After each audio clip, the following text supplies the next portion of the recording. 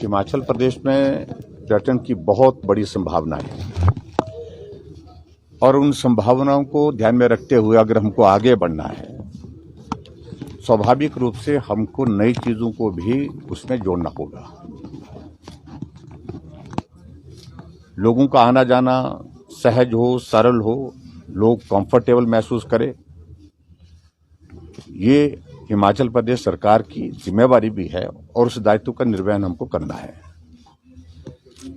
और मुझे इस बात की प्रसन्नता है कि जो हिमाचल प्रदेश के जो हमारी बड़ी टूरिस्ट डेस्टिनेशन जिनकी एक छवि पूरे राष्ट्रीय अंतर्राष्ट्रीय स्तर पर है, जिसमें धर्मशाला भी एक है। दलाई लामा जी के यहाँ रहने के कारण इंटरनेशनल लेवल का ये टूरिस्ट डेस्टिनेशन है। बहुत देश दुनिया के लोग यहाँ पर आते हैं और इसके साथ साथ में धर्मशाला की प्रकृति, नेचर यहाँ का वो बहुत ही सुंदर है।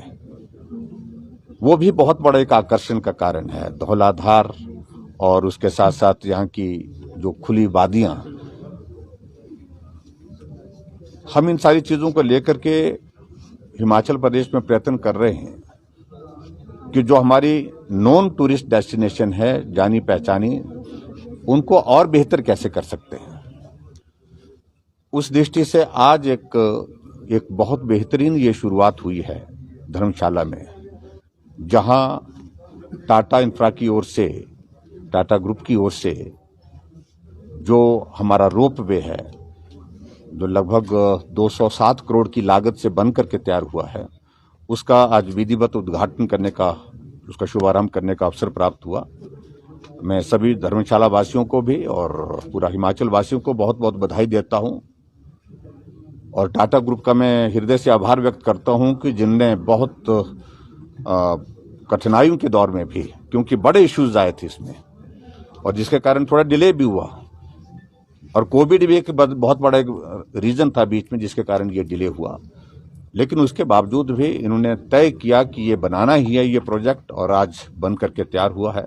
एक बहुत बड़ी कंट्रीब्यूशन मैं समझता हूं उस दृष्टि से ये टूरिज्म के क्षेत्र के लिए हिमाचल प्रदेश में रहेगी।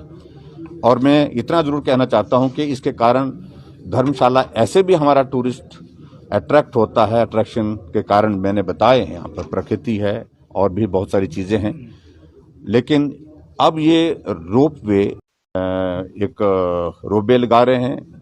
बिजली महादेव के रोपवे की प्रोसेस हमारे आगे बढ़ रही है और उसके साथ साथ में रोहतांग के लिए भी रोपवे की प्रोसेस आगे बढ़ रही है। तो ये एक बहुत बड़ा आने वाले समय में एक आम आदमी के लिए भी आने जाने का एक माध्यम बनेगा, सहज बनेगा, सरल बनेगा और टूरिस्ट के लिए भी बहुत बड़ा आकर्षण का केंद्र बनेगा, क्योंकि पॉपुलेशन बढ़ती जा रही है, ट्रैफिक कंजेशन बढ़ता जा रहा है। इसके कारण बहुत बड़ी सुविधा लोगों को मिलेगी। ट्रैफिक का भी काफी हद तक इसके माध्यम से समाधान होगा। सर, आपकी अगुवाई में हिमाचल प्रदेश में काफ़ी ज़्यादा टूरिज्म को काफ़ी तवज्जो भी मिली है, तरजीह भी मिली है।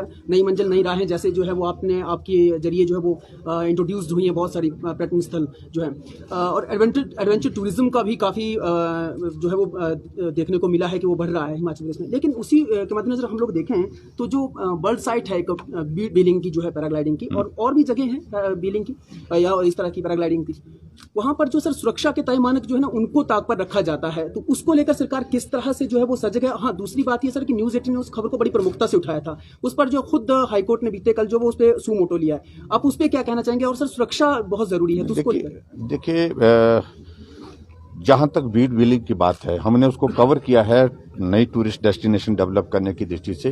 जो टूरिज्म में नई स्कीम हमने शुरू की है, नई राहें नई मंजिलें, उसके अंतर्गत हमने वहां पर पैसा भी दिया है, काम भी चल रहा है और मैं उम्मीद करता हूं मई जून तक वो प्रोजेक्ट वहां पर बन करके तैयार होगा।